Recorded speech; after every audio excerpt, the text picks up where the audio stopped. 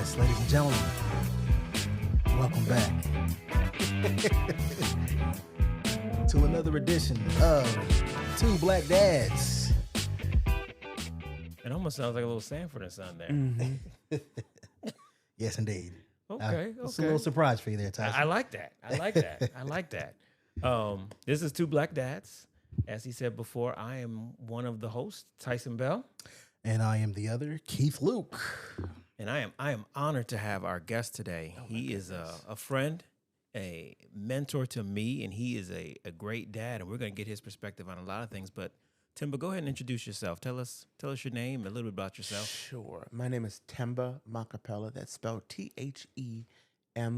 The H is sounded like a Thomas. It's a South African name. My dad was originally from Johannesburg, and Themba is just as common and ordinary as John.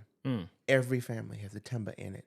And growing up in New York, I was the only one always. And it means my hope and my helper. Okay. I've known that my whole life. I didn't know that. Mm-hmm. And I've kind of prided myself on being that namesake. So I am Themba Makapela. I am 60 years old. Okay. Praise God. I am a school teacher. I've been teaching elementary school since 1985. Wow. I remember when education was just going through these changes of whole language, and then we went to small groups, and then we were in literature groups, and all these changes that have occurred. And then we had No Child Left Behind and Race to the Top. I've seen it all, but I still love the profession. The profession has been good to me. I am a father of 2 adult children. TJ is 33. Okay. And Sipo is 29. And he will soon be a father of his own come October 17th. Yes. Knock on wood. Yes. The baby comes when the baby's supposed to come on October 17th. Mm-hmm. Not a moment earlier. I love my wife. I love my children. I love my church. God has afforded me the opportunity to be able to work in the music ministry at my church for the last 30 some odd years. Okay. That has been a blessing and a curse. But I've enjoyed what I've experienced so far, especially with being a father and being a husband. There have been some learning curves, as any father and husband would know. I count it all joy. I count it a privilege to be counted amongst those that could walk in that way. Mm-hmm. I wanted What is your to, beautiful? you answered my first question. I was going to ask you to tell about the boys. Okay. But I wanted to, if you don't mind me saying this, Keith, I wanted to kind of always start out deep. Can you, and you and I have talked, can you share a little bit about your relationship with your father growing up? What was that like? Okay.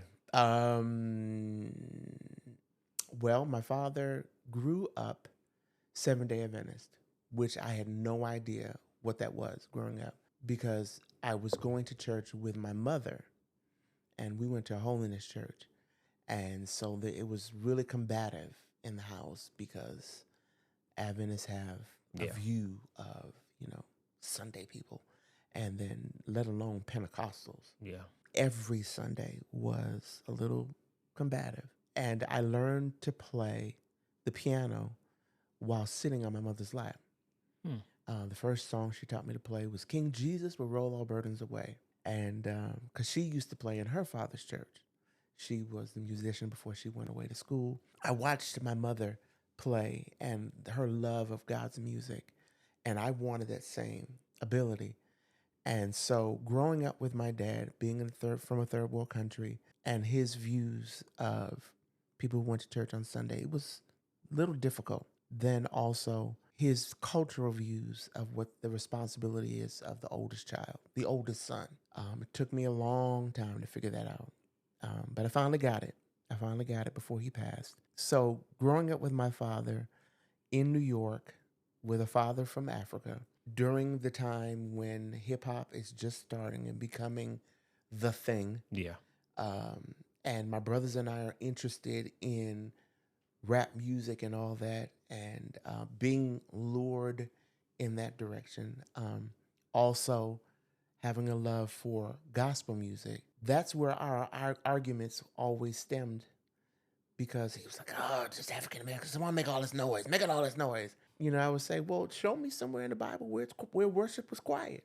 Mm-hmm. Just show me. I didn't understand why it was so quiet and so serene. Oh, you just want to make noise. You just want to make noise. You just want to be like your mother's people. You just want to howl and scream and carry on. And that's where our tension was always. And then, you know, dressing like everybody else in New York and the haircuts and all that other kind of stuff was, it was a little tense. It was a little tense, but I understand where he was coming from. He was trying to hold us as close to his heart and try to keep us here, not wanting the world to get us.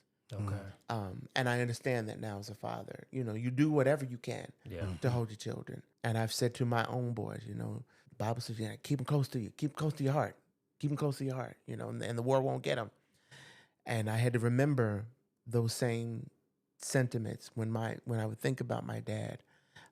My father taught me how to be resilient, how to be independent, how to take initiative. So he used to always say, you know, a man can find his way. A man will do what he needs to do. So there was no taking me, driving me here, and driving me there, and all that. No, you find your own way. Wow. So when I had my car and I would run out of gas, he's looking at me like, "What you gonna do?" Can I borrow $10? A man will find his own way. I remember walking to the gas station to get gas. Wow. You know, my father was going to teach me. These are the responsibilities of a man. It was a little hard. Yeah. But I understand why he did that. Let me see, what else could I say about my dad? I love him. I loved him. It took me a long time to be able to say that. It took me a long, long, long time to be able to say that, because I thought it was just so hard. Yeah. I was just talking to your aunt the other day, reminiscing about going to Oakwood. I had not applied. I had never heard of Oakwood. I didn't know anything about it. I had applied to go to Morehouse. I wanted to be a Morehouse man. I wanted to sing in the Glee Club. I wanted to pledge Alpha Phi Alpha Fraternity Incorporated. That's all I wanted to do. And that was snatched away. He was like, "Are you going to go to Oakwood?" Well, I didn't apply to Oakwood. He said, "Don't worry about it. I applied for you." Wow.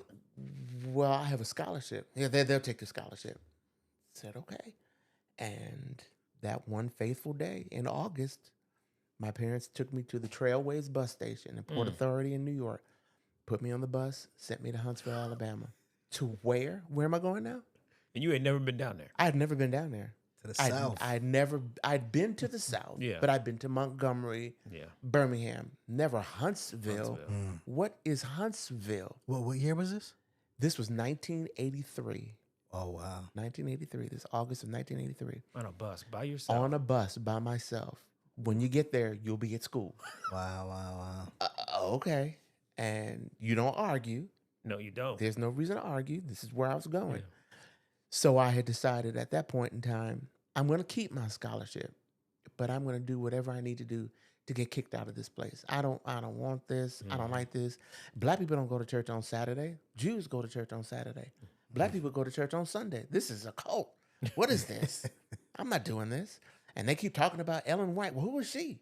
Right. Who was the prophet of the Lord? Moses didn't say this. Paul didn't say it. Who was saying all this stuff? I didn't know any of that stuff. So I was like, okay. I got kicked out of Oakwood. I had collected the most demerits at that time in the history of Oakwood College. A man will find his way. I found a way Found a to way. go home. And quiet as kept, I didn't go straight home. Really? I got on the bus and I went to Columbus, Ohio. Oh, I didn't know I came that. here. I went to Columbus, Ohio. Came, saw my cousins, and I was like, I'm not going home. Well, they're going to send me back. I don't want to go there. Came to Columbus, Ohio, and my cousins were like, you have to go home. No, don't make me go home. I don't want to go home. They're like, you have to go home. I went back. My cousins sent me back on the bus, and my parents never said a word about it. Never said a word. They didn't send me back to Oakwood. I went to Delphi University at that point, and that's where I graduated from. Wow. Yeah. So there's always been, I want to do my own thing. I don't understand why you're wanting me to do this, which is pretty much what I wanted to make sure I maintain with my own children. Yeah. not that you're going to do because I said so, but I'm going to explain, well, why I think this way. Mm-hmm. I didn't know. It wasn't until my father died that I got a phone call, and this is in 2015. This gentleman reached out to me. I don't know how he got my number, and he said, I'm writing a book. I have a chapter about your dad, influence he had, and the problems he had with the Adventist church at that time in South Africa. Is he still alive? And I said, well, I'm sorry. He just passed away. I said, well, if you don't mind, can I see the chapter? And he sent it to me. I did not know my father had applied to Oakwood in 1952, I think it was, 1952, was accepted because he wanted to study theology. I had no idea until I read this gentleman's book. And then it clicked. I was like, oh, that's why he wanted to send me to Oakwood, because he couldn't go. The government wouldn't let him leave. Oh, wow. So he sent Was this me. the apartheid government? The of South apartheid Africa? government, exactly. Wow. He wouldn't. They Africa. wouldn't let him leave. So he sent me, and so now the pieces are coming together as an adult. But imagine me at 17, 18 years old. I don't know what's going on. Right. So. That's remarkable that the kind of that Full story circle. comes full circle. Yeah. Yeah. Wow. Okay. That's just great, wonderful history, some storytelling going on. I love it. I love it. You mentioned that you have two sons. I have two sons. Right. Okay. So my first question for you is kind of looking, and they're adults. You have two adult children. So looking back at your journey of raising two sons, what's, I guess, one piece of advice about fatherhood that you'd give your younger self that you would also, I guess, I mean, knowing what you know now, that you would also, I guess, pass on to your sons? The one piece of advice would be, do not allow yourself to get caught up in work or church. I did that, where the church, I allowed the church to be the mistress in my marriage and in my home. I was constantly running to church. I have to do this. I have this meeting. I have rehearsal. I have this. Yeah. You can't do that. You have to have a balance. And I didn't have an example of that because I didn't see my father go to church. So that's one piece of advice I would definitely give to someone else, another man. Do not allow the church, as much as we're told, we need men in the church and they've got to work. Yeah, but you also need to put 110% into your marriage. You've got to put it into your children because they're watching, they're listening. I stopped that because my youngest said to me one day, I was going to a rehearsal, and he said, Daddy, I said, well, good night. I'll see you after you go to bed. He said, well, no, you won't. I'll see you tomorrow because you'll be at the church again. Oh, wow. And that ripped me apart. And I said, I'm spending too much time away from my children. Yeah. I'm spending way too much time away from them. I need to be with them. And he was young when he said that. Sipo must have been maybe 8. Oh, wow. 8 years old.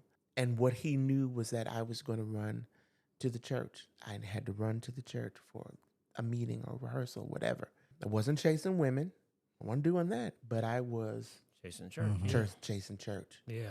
Chasing church. And I had to really kind of come to myself. Well, why was I doing that? What was I looking for? I was looking for that acceptance that I didn't feel that I got from my father. And I was going to get it from the church. Yeah. And because I knew how to play, I could get some kind of acceptance from people at church, especially the other men at church. And even though I wasn't one of the musicians, but I could teach parts and I could do all that other kind of stuff. Looking for that acceptance, looking for approval, looking for justification for all of this. Validation. Validation, Yeah. exactly. And I don't do that. Don't get caught up in that. And it's hard to do. Don't let your job do it. I did that as well in the name of trying to see myself as a better person. The more advanced degrees I could have. It's funny, I'm finishing up one now, which is the stupidest thing. I'm like, what made me think at 60 I would need to get a doctorate? I'm almost done teaching. I've been teaching since I was 20. Since I was 20 years old, I'm finished. I don't have anything to prove to anybody. Yeah. I'm doing what I need to do Yeah. to be able to retire and just be finished. But I've always been chasing that dream, right? I've got to get one more. I got to do one more thing. So yeah, that's the one piece of advice I would give myself, or my younger self, and I've given to my children. Do not let something else become the other mistress, whether it be your job or another woman or the church. Yeah. Don't allow that to creep in, because it will happen. And before you know it, you're running after her. You're chasing it. You're needing her approval. You're needing her to fulfill whatever is in you. That's so good. I think it wasn't until maybe recently that with work, I've gotten to the point when work is over, I'm done. Yeah. Yeah. And I've been teaching 20-something years, and I would stay late, or I would take the book bag home and stuff to do. But now I've gotten to the point where, I get to work a little bit earlier, so that way at 3:45, I can leave. Yeah. And I feel good about it. If I'm taking anything home, it may be something that is important that I got to finish. But I don't do it anymore. But my early teaching career, It took me years to be able to learn that. yeah. Years to be able to learn that. And it was my wife who asked me, she said, do not bring anything home. Don't bring anything home. Because I would leave on the weekends. I'd be at work Monday through Friday. Saturday, I'd be at church all day. When we used to be at church all day. And then Sunday, I would go to the school.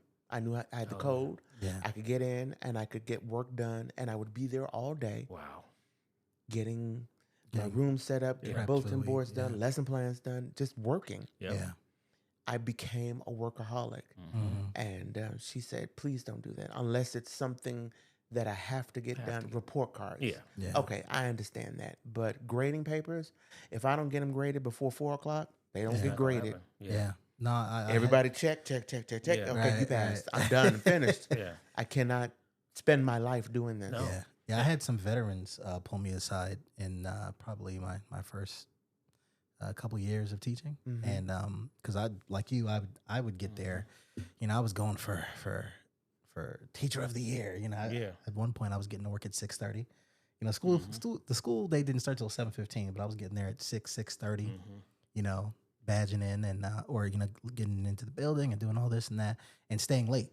I did after school all stars, the tutoring program. Oh, wow. Yeah, and for me, it was my wife who said, and our daughter was newborn. She wasn't quite a year yet, and she said, "You're not spending any time with us. You're going to work early. You're at work all day, obviously. Then you're coming home late because I was doing after school tutoring, and then you're bringing work with you." So yeah, I had some vets pull me to the side and say, "Listen, it's put your best effort in during the day. Yeah. Give it your all, give it your 100%, Absolutely. and then leave it here because you'll burn out." And then you're not bringing your best self, and you're not doing justice to the kids here at school or at home.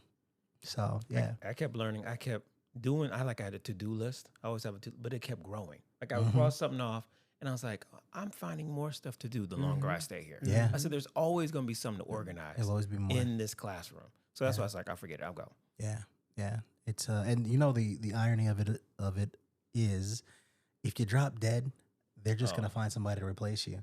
It's like, I mean, heartbeat. some people will cry, some people will mourn. You'll be missed by your students and your colleagues, but the district they're just gonna replace you with somebody else, and you miss out on the most important parts of life. Being with your wife and your kids and your family. Yeah, being with your family. That time. We talk about relationships all the time. Yeah. And how meaningful they are. Just showing up, being present.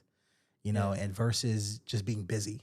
Yeah, like we said last time, I said when people are on their deathbed, they don't ask for their trophies or their awards. They say, "Bring me my loved ones." Yeah, we got to make sure our relationships are good. Well, it's funny that you say that, because 2 years ago, I dropped dead at work. I passed out, and they had to revive me. Mercy. I was taking my kids to lunch. It was the end of May, and it was right in front of the kids. And so passing out, I do not remember. The next thing I know, I remember I was in the hospital, and TJ was standing by my bed, and I was like, "Where am I?" He said, "Daddy, you're in the hospital. What am I doing here?" He said, "You passed out at work. They had to revive you." Wow. I was like, "Really?" And so I'm in and out of consciousness during that whole time.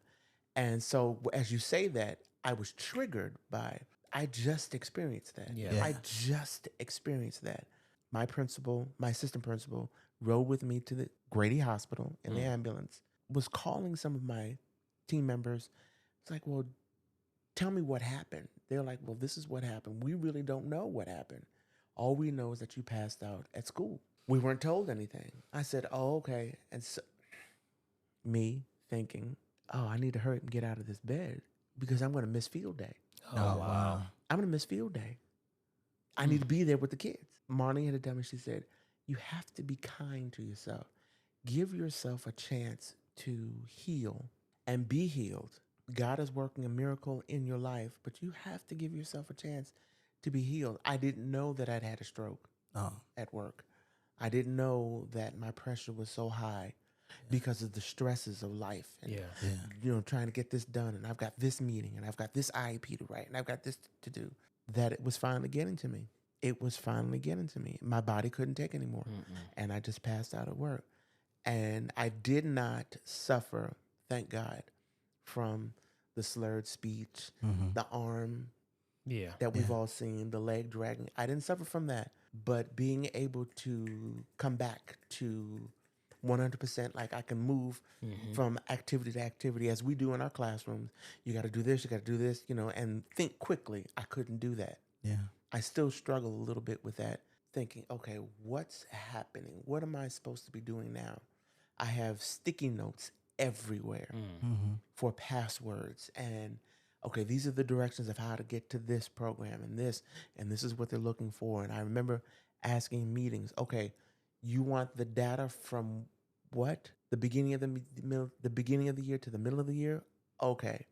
Show me how to get to that again, because I don't remember how to do that. My short-term memory is trash. It's gone. It is absolutely gone. I can remember, I still struggle with people's names, the kids in my class this past year. It took me the better part of half of the year to remember, okay, who is this? This is Brandy and this is who? And I had little things to try to help me remember, oh, this is Tracy. Okay. I could remember kids like that. I knew my kids' names in the grade book in alphabetical order. I could grade and just put them in there. I didn't even have to look at it. I just do what I needed to do, but I can't do that anymore. And so it's made me appreciate those small moments and going back to what you were saying earlier about taking the time with your family. Who was there for me? My son was there. My oldest son was there. And I had to apologize. I said, TJ, you know, no parent wants their child to see them in this state. Yeah. And I'm so sorry you had to see me like this, hooked up. And you don't know this, but the first night I was in the hospital, they couldn't get me a room for whatever reason. I don't know. So TJ was going to stay with me. And they were like, no, we got him. He was like, okay. And come to find out, they were doing some more tests, and I fell out of the bed. Oh, wow. Bumped my head. I had a huge knot on my head. And so when he came and saw me, and this is what I was told, he freaked out. What did y'all do to my father? Why did my father fall out the bed? I didn't leave him looking like this, blah, blah, blah, blah, so on and so forth. And so I'm hearing all this months, weeks later on, and I'm like, son, I'm so sorry. I am so sorry. That is not the legacy I wanted to leave for you. That is not how I wanted you to remember me. Yeah. Oh, Dad, don't worry about it. You're fine. I'm constantly finding myself apologizing. Yeah. You know, because I'm like, I could have done things a whole lot differently, but I didn't. So now I get a second chance. I got a grandson on his way. Praise God. I get my boys. I get a second chance. I'm like, oh yeah, I'm taking every advantage of it. I thought I would retire at 62. Yeah, I think 61, this is it. I'm done. Wow. Whatever the income is what it is. Yeah. That 1 year is not going to make that much of a difference. not. I'm finished. Yeah. I am finished. I've done for education what I could do. And for those children that have been in my classroom. Yeah. I hope and pray I made a difference. But at this point, I can't worry about it. No. Right. I cannot worry about it. Well, you You sowed the seed, and the Lord will reap the harvest, right? And that's all I The can count lives of on. the children That's all I can count on. Yep. that you encountered. Yeah, man. Okay. So many. The conversation is just so rich. Like already, like I feel we've asked like what 2 or 3 questions, and yeah, it's just this is great. This is great. I always I'm just kind of blown away at when you really start to delve into the conversation, like how much wealth is there. Yeah. So it's beautiful. And I'm blessed by the testimony of the stroke. I just think that what God sometimes has to do to get our attention, and He gives you a second chance, and just that whole ordeal. I was there for that, not there physically, but here in Ohio praying, and it's a blessing. It's a blessing. It is. There was something that I saw today on Facebook, and it said, "We are saved, not for necessarily for ourselves, but for others." Wow. We're saved for others. My old pastor used to say, and this was the pastor in the Apostolic Church. He used to say, "Your sphere of influence far reaches beyond what I could do." So, the people that you run into, the people that you meet, they're going to see Jesus through you, through your works, through what you do, how you carry yourself, and all that. Go forth and bless all of the children of God, because it's not just about you. Yeah. It's not just about you. You are a living witness for Him to others. And so I've always held that close to my heart. Like, okay, now did I always do it right? Absolutely not. Absolutely not. Some of the stuff I did in my 20s, 30s, and 40s, and even in my 50s has always been a little questionable. But I did the best that I could. And when I was home recovering from the stroke, I went to Montgomery with a friend of mine.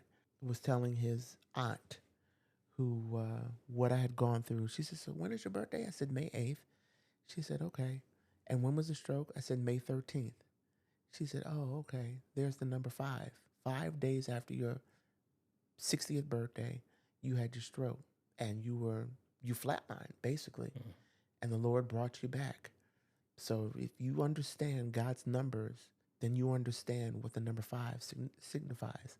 That was not something that I was familiar with, and I had to research it.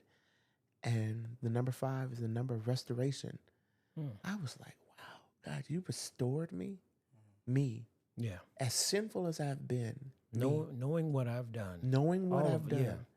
And who I've been and how I've thought. You restored me for such a time as this. And I just, okay. All right, Lord, if you bring me back to where at least 50% of what I used to be, I will share my testimony. I will tell whoever wants to hear what God has done for me. What God has done for me. And if He did it for me, He definitely can do it for you. Yeah. So I take that in consideration regarding marriage, regarding fatherhood, regarding my job, So I was like, when you asked me to participate, I was like, Lord, is this part of what part of your plan? You want me to open up my big mouth and start sharing? My father was a great storyteller. So I grew up hearing and watching him tell stories. And so, yeah, I'm just a wealth of. You're natural. You're natural. My follow-up question for you is kind of related to your sons again. So as your sons grew into adulthood, what were some of the biggest challenges you faced kind of maintaining your connection with them? And how did you kind of overcome that and work through it? Some of the biggest challenges, I would say, would be recognizing that they are their own individual people and accepting that and not looking at them through the eyes of everybody else in the church, family members or whatever, that TJ was TJ with TJ's own likes and dislikes, and Sipo was Sipo with his own likes and dislikes. And they are a product of me and my wife. So there are times when I look at them, I'm like, you are just like my brother. You are just like my brother. Or you're just like your mother's father. I had to remember that as they grew up and became their own individual people. I had to accept that. And remember, as imperfect as I am, they are imperfect as well. But I have to do everything for them in love. Everything is done in love, and that there are no, my love for them is unconditional. Mm-hmm.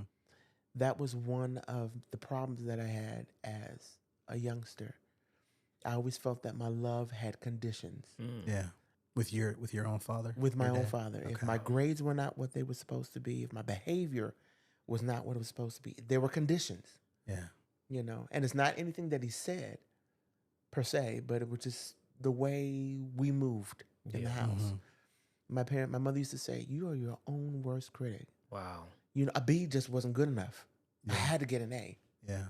It's just like a B is fine. Yeah. No, I got to get an A. I got to get an A. So learning to play the piano, I had to be the best. Oh, I can't get this chord right. Why can't I get this right? Just relax, calm down, relax. And go ahead. I was just gonna ask, did you feel that pressure from your dad? Was that like an unspoken kind of like you felt like you had you felt the need to be perfect because you wanted to, I guess, Please. Him. win your dad's validation and approval? To be honest, yes. Yeah, to be honest, yes. And it wasn't anything that was said, Mm-hmm. but it was almost understood. Yeah. I would remember coming out of church, since my father didn't go to church with us because it's just against the law for an Adventist to go to church on Sunday. He would say he would hear me practice during the week. He said, "Well, how did things go?" And I said, "Well, I think they went pretty well. You had to ask Mom how things were." My mother would say, "Pretty good." That That's it. That's it. Pretty good. That's all I get. Right. Pretty good. And then it would be, okay, so since he wasn't there, well, why was it only pretty good? What could you do better the next time? Well, I can work on my timing. I can make sure that this chord structure is right, and this and this and this and this and this. Okay, get to working on it. But that was basically it. It was just pretty good. And it wasn't that they weren't proud of me, because when I stopped playing, they were pissed. Oh my God, they were pissed. Like, we invested all this time in your talent, bought you a piano and put it in your room and all this other kind of stuff, and you're just gonna quit? You're just gonna stop? I was like, yeah. Because at 16 years old and I'm playing with the adult musicians, I'm not seen as a 16-year-old. I'm seen as an adult. So I don't get invited to the birthday parties. I don't get invited to hang out with the kids because I'm not seen as a kid. I'm seen as an adult. And so that was very difficult to kind of manipulate and maneuver through. So that's one of those things that I've thought about often. Make sure that my own sons get to enjoy being teenagers, being kids. Yeah. They have to enjoy being kids. Yeah. With those mistakes, with kids being kids, how they think, how they maneuver, because I missed all of that. Yeah. And it was difficult. It was very, very difficult. And I didn't want them to have to go through that same experience that I went through. I wanted to ask you, do you have any fun memories with your boys? Anything that from their childhood, teenage, anything that hits you first? Say, this was a fun memory with them. Oh my gosh, there's so many. One of the mistakes that I made with my oldest, TJ, was he was like my best friend. I never should have done that. I never should have made my son my best friend. But because of that, every summer, I said, "Come on, boys, come on, you're gonna go with me to my classroom and help me get my classroom together." And they would come, and I'd fix their lunch so they would have something to eat, and they would be in my classroom working with me every summer. Wow. Every summer. I've heard them talk about it. You remember when Daddy used to do this, this, and this, and this, and blah, blah, blah, blah. I'm like, you remember that? They're like, yeah, we remember that. We were there all the time. I remember how excited they were when we would take trips. I was a firm believer, if the kids in my classroom were on vacation, my kids were going to be on vacation. We would go to Florida to see my in-laws, and we would go to Jamaica to go see my in-laws. And as a matter of fact, the first time Marley and I, we laugh about it. The first time we ever heard Sipo talk. He was 2 years old. We are sitting at the airport in Montego Bay waiting for my brother-in-law to show up, and Sipo just running around. He's so excited, just running around this fountain, and he's like, TJ, TJ, TJ, blah blah blah blah blah. And I looked at Marlene and I said, he talks. She's like, yeah, I guess so, because prior to that, TJ talked. The baby needs to eat. The baby needs this. The baby needs this. He needs this. He needs this. It's like, so I look back on that with fond memories. Like, oh, okay. Oh, so you talk, and you talk a lot, Right. okay. So those trips, Yeah. trying to be a regular dad, trying to not focus so much on church, and just trying to be present with them. Mm. As teenagers, one of the things that I look back and I laugh, there was a little bit of tension in the house, and Marley and I couldn't figure out what was going on. And so we were on our way to the church for rehearsal. We turned around and we went to Alum Creek. And we said, we want you guys to just talk. However you feel like saying it, no judgment. Don't get crazy, but just say whatever you need to say. And they said what they needed to say, how they needed to say it. I think TJ may have been 15 or 16 years old, which meant that Sipo was 12 or 13.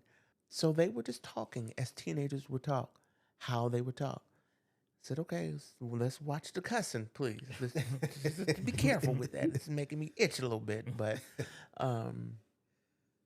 yeah, they just talked. And we always wanted them to be able to share and to just be able to talk.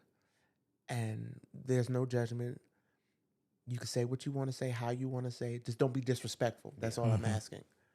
So we set those boundaries, but we've always shared with our children, just talk. So that was one of the things that I think, going back to a question you had asked earlier about raising these two boys, I think that was one of the good things that we did by just allowing them to just be, just allowing them to just say what they need to say, how they need to say it. Yeah. There were certain things that I could not say, or I didn't know how to say, which was to my detriment, starting at 6 years old. Going through that situation, I had been molested at church at 6. I see. At 6 years old, repeatedly.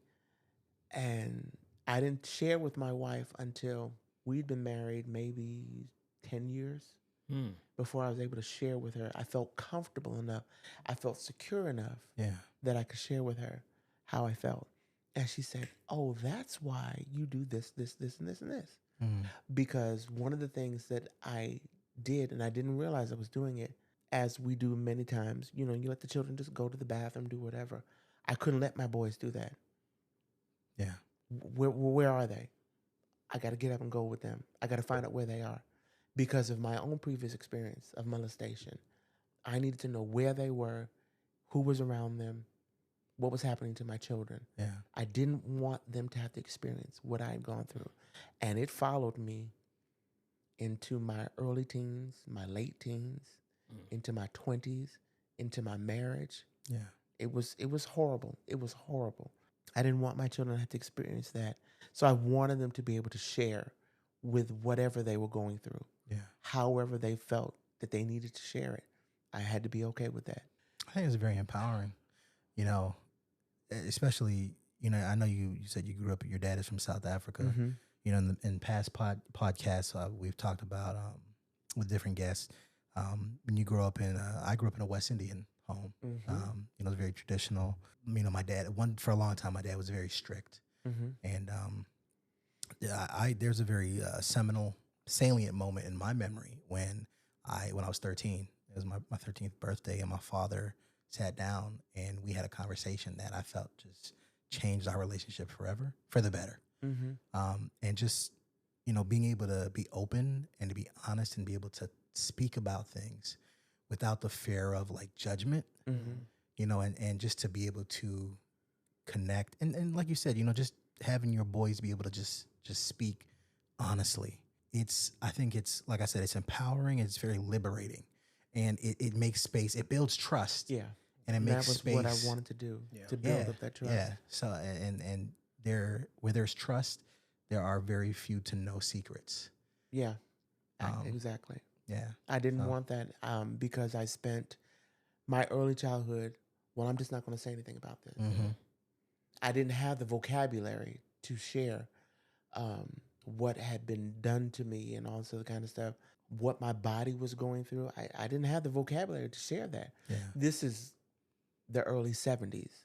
So it's a totally different world. Mm-hmm. And I didn't want my boys to have any shame and I constantly told them, there's nothing that you could do that would make me fall out of love with you. Mm-hmm. I'm in love with you.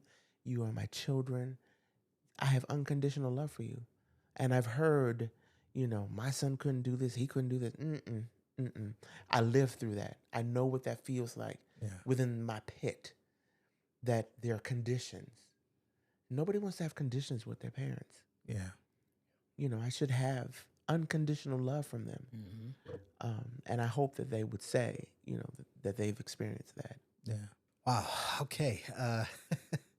This is once again, I feel as though, I'm just listening to you talk, listening to you speak, Themba, and I'm just kind of reflecting on my own parenting. And I'm like, oh man, I'm just thinking about how I want to, I guess, just be a better dad. Be present for them. Mm-hmm. Yeah. Mm-hmm. So thank you. You're more than welcome. Okay. My next question, and I only have two remaining, just looking at in the interest of time. With one of your sons about to become a father himself, what's the most important lesson about parenting you hope he takes from your example? Live in your truth and be honest with your children. Your children, with a certain sense of knowing their age, what's age appropriate, but be honest with them. They will appreciate your honesty and live in your truth. Don't be afraid to say, I messed up. I'm sorry. I made a mistake. I made a mistake. I'm so sorry. Learn to apologize and allow your children to take up space, to just be able to speak and take up space. Sipo becoming a dad is not the way that I had envisioned it would have happened, because he knows better. We get married and then we have children. We don't do it the other way around. And I had to kind of talk myself through that. Why am I having such a problem with that? When that's what they see, because that's not what they were taught. But he's his own man and he's going to do it the way he wants to do it. Do I blame myself for saying, Sipo, no, you can't live with this girl and this and this and blah, blah, blah, blah, and so on and so forth? No, I don't. Did I know that this might eventually happen? Wisdom has taught me, yeah, that probably will happen. Am I going to look at this baby with disdain like you came into this world? No, absolutely not. I'm so excited for this baby to come. I cannot wait. And anybody who knows me knows I cannot wait for this baby to come. Yeah, I hope that Sipo would learn to live in his truth, be honest with himself, and be honest with Sir. That's the baby's name, Sir. Sir Javen Malik Makapela. You heard it here first, folks. You heard it here first. To be honest with Sir, let him know there's no handbook for this. I'm doing the best that I can. But I love you, my son. There's nothing I would never do to protect you and to keep you out of harm's way. I love you. I just love you. You don't have to do anything special to earn that love. You are just my son, and I love you. The way God loves us, right? Yeah, exactly. So I hope those are some of the lessons that he will be able to impart onto his son. Okay, and my last question for you, which you kind of touched on a little bit, is the role of a grandparent is often different from that of a parent. So how do you envision your role as a grandfather, and what are you most looking forward to about it? Or everything. I'm looking forward to everything. I've already told Sipo and Jasmine there will be no yelling at my grandson. Not in my presence. There won't be any of that. There won't be any whipping him. None of that. You're not going to do that in front of me. Absolutely not. You're not doing that. I plan on spoiling the bejesus out of that boy. I plan on it. I plan on. No. Don't worry about it. Pawpaw got you. Right. Pawpaw got you. Don't you worry about a thing. I was sharing with my wife today that whatever situations that I may have gone through, inadequacies that I felt, I get a second chance. I get a second chance with this little one. And he's just going to know that the world revolves around him. We had the best sitters when Sipo was 6 months old. Irma Jean and Roland Palmore. They lived here in the city. And little backstory. Let me back up a little bit. My aunt had been babysitting for us when Sipo was born in 96. My mother had just died. And so my aunt said, well, I'll watch the baby. Okay. So, of course, it's summertime. I'm home with the baby. So now school's going to start. And I said, well, we called her sister. I said, sister, school starts for me tomorrow. You going to watch the baby? She was like, I can't watch the baby. Well, what do you mean? What do you mean you can't watch the baby? What are we going to do? I need a babysitter. I start school tomorrow. She said, well, I can't help you. I don't have space or the time. So Marley and I, we didn't know what we were going to do. And a friend of ours told us about the Palmores and called them up. And I had no idea who these people were. Well, why don't you come on over to the house and we can work out the logistics. Okay. Went over to the house and both of them came to the door and they said, is this the baby? We said, yes. So they reached out and Sipo reached out for her and she took him. And so Marley and I looking at each other like, well, where is she going with our child? She went all over the house talking to him and just loving all over him, cooing with him and all that. Long story short, Mr. Palmore would meet us every morning at the door and fuss at me. He said, no, my baby shouldn't be walking. He shouldn't be doing any of this. His feet never touch the ground. His feet should never touch the ground. So just give me my son, give me my child. So I plan on doing the very same thing, but sir, I already told Sipo, I said, his feet will never touch the ground. Not first thing in the morning. Right. No, first thing in the morning, come on, come to Pawpaw. Pawpaw will pick you up and take you wherever you need to go. I cannot wait to see Marlene trying to feed this child porridge with condensed milk, as they call it. Yes, indeed. Not condensed milk. That's the running joke in our family. I'm the only one who says condensed milk. Right. My children are like, no, Daddy, Mommy calls it condensed milk. That's what they've learned it to be called. I said, this is called condensed milk. No, it's condensed milk. Condensed, yes. A little bit of nutmeg and some cinnamon. Cinnamon. With a little bit of rose water in there. I was like, yeah. you're making this child fat. This is the way. This is the way. This is the way. This is the only way to do it. So I said, Marlene, well, when does he get to eat porridge? Oh, when he's able to take it. Condensed milk with rose water, vanilla extract in it, and condensed milk. Wow. It's thick and it's sweet and it's so good. Yeah. But it'll put weight on you. Right. It's poor people food. It will put weight on you. She said, oh yeah, my grandson gonna have porridge with condensed milk in it. I said, first off, we're gonna call it condensed milk. I'm not gonna have another generation calling it condensed milk. I said, we're not in Kingston. It's not condensed milk. We call it condensed milk. That's what it's called. It's called condensed milk. Don't let me have to go get some Clem. I was like, what? Which is milk spelled backwards. That's their milk, which is in a container that you get at the store. Clem. Wow. Right. I was like, nigga, this is milk. Not Clem. This is milk. Clem. Oh Clem. my God. So my wife is very Jamaican. Yes, she is. She's Yes, very, very indeed. Jamaican. Yes, she is. And so this boy will be very Jamaicanized. Yeah. You know, so I'm looking forward to helping to Jamaicanize him as much as we can. Another funny story about his dad, and I can't wait to tell it. During the Olympic season, I can't remember what year it was, 2000 something. Sipo went to school, Westerville South, telling all his friends that Usain Bolt was his cousin. And they were like, really? He was like, yeah, you know, my mother's Jamaican. They're all related. Yeah, Usain Bolt is our cousin. Hilarious. And he went and told all his friends Usain Bolt was his cousin. Wow. I didn't know that. That's your nephew. Yeah. And I cannot wait to tell my grandson, you know who Usain Bolt? That's your Right. uncle, right?